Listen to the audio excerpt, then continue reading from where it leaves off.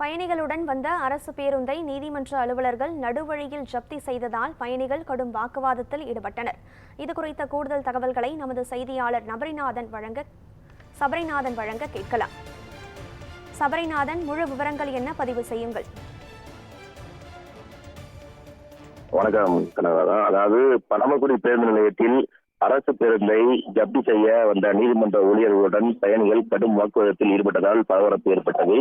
அதாவது சிவகங்கை மாவட்டம் இளையாங்குடி அருகே உள்ள கண்ணமங்கலத்தைச் சேர்ந்த வினோத்குமார் என்பவருக்கு கடந்த 2019ஆம் ஆண்டு பிப்ரவரி 7ஆம் தேதி அன்று தனது டூ வீலரில் பரமக்குடியில் சென்று கொண்டிருந்த போது அரசு பேருந்து மோதி தலையில் பலத்த காயம் ஏற்பட்டுள்ளது. இதனையடுத்து வினோத் பரமக்குடி நீதிமன்றத்தில் இழப்பீடு கேட்டு வழக்கு தொடர்ந்துள்ளார். இந்த வழக்கில் கடந்த 2023ஆம் ஆண்டு மனுதாரருக்கு ரூபாய் 14 லட்சம் இழப்பீடு வழங்க நீதிமன்றம் உத்தரவிட்டிருந்தது. இந்த நிலையில் 2 ஆண்டுகளாக நீதிமன்ற உத்தரவை பின்பற்றாமல் போக்குவரத்து கழக ஊழியர்கள் இழப்பீடு வழங்காமல் காலதாமதம் செய்துள்ளனர். இதனை அடுத்து இன்று அரசு பேருந்தை ஜப்தி செய்ய பரமக்குடி சார்பு நீதிமன்ற நீதிபதி சதீஷ்குமார் உத்தரவிட்டிருந்தார்.